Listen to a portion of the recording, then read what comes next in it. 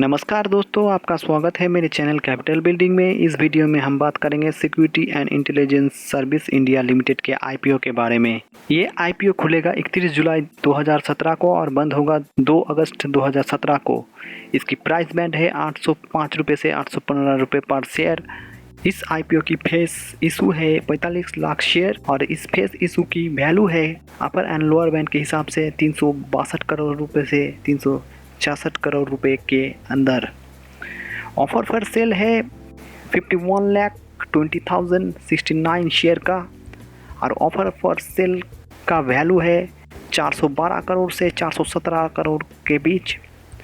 और total IPO की size है 96,20,619 शेयर का और टोटल आईपीओ की वैल्यू है 774 से 479 करोड़ के बीच। इस आईपीओ में रिटेल इन्वेस्टर के लिए सिर्फ 10% का रिजर्वेशन किया गया है। इस आईपीओ की फेस वैल्यू है 10 रुपये।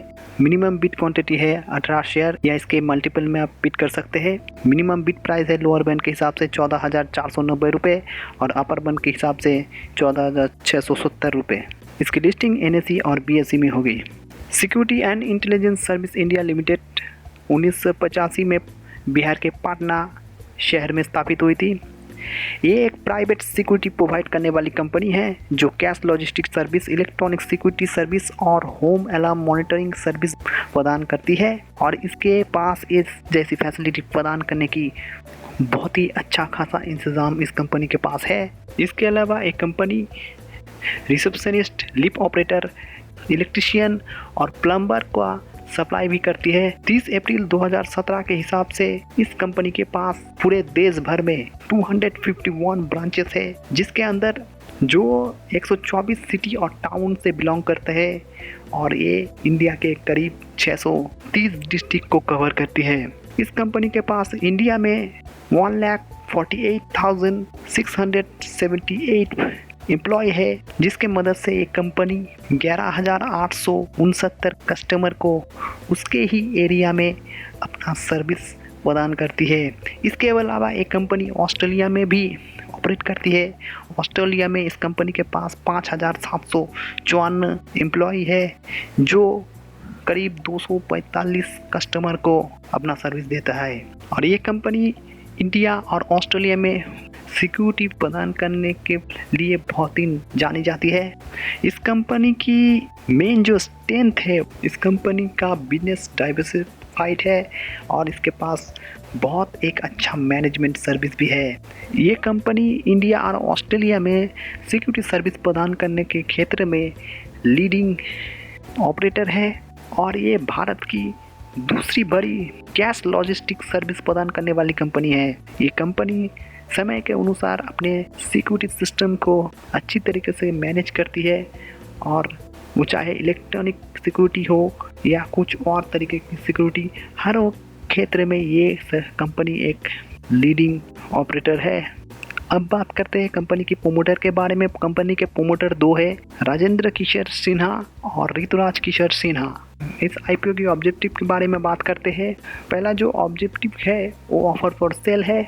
इस ऑफर फॉर सेल के द्वारा कंपनी के शेयर होल्डर अपना शेयर मार्केट में बेचेंगे और इस सेल से जो पैसा मिलेगा वो कंपनी के पास नहीं जाएगा, वो उस शेयर होल्डर के पास चला जाएगा। और दूसरा जो ऑब्जेक्टिव है वो जनरल कॉर्पोरेट पर्पस है और तीसरा जो ऑब्जेक्टिव है वो सिक्योरिटी सर्विस को इम्प्रूव करने के लिए जो सामान मंगाते हैं उनके पेमेंट के बात है और इसके वर्किंग कैपिटल के लिए ये इशू कंपनी ला रही है। अब फाइनेंशियल रिजल्ट की बात करते हैं। 2013 में कंपनी ने 2,697.70 करोड़ का रेवेन्यू दिखाया है और प्रॉफिट आफ्टर टैक्स रहा 57.15 करोड़ का। वहाँ से कंपनी ग्रोथ करते हुए 2017 में इसके रेवेन्यू रहे 4,577.12 करोड़ का और प्रॉफिट आफ्टर टैक्स रहा 91.28 करोड़ रुपए का। इस कंपनी की वैल्यूएशन की बात करते हैं। A5-17 की अगर पी रेशियो की बात करें तो इस कंपनी की पी रेशियो 13.2 है। 2017 की रिटर्न ऑन इक्विटी की बात करें तो वो करीब 16.81% है और नेट एसेट वैल्यू मतलब नाभ है करीब 79.5 रुपये पर शेयर का।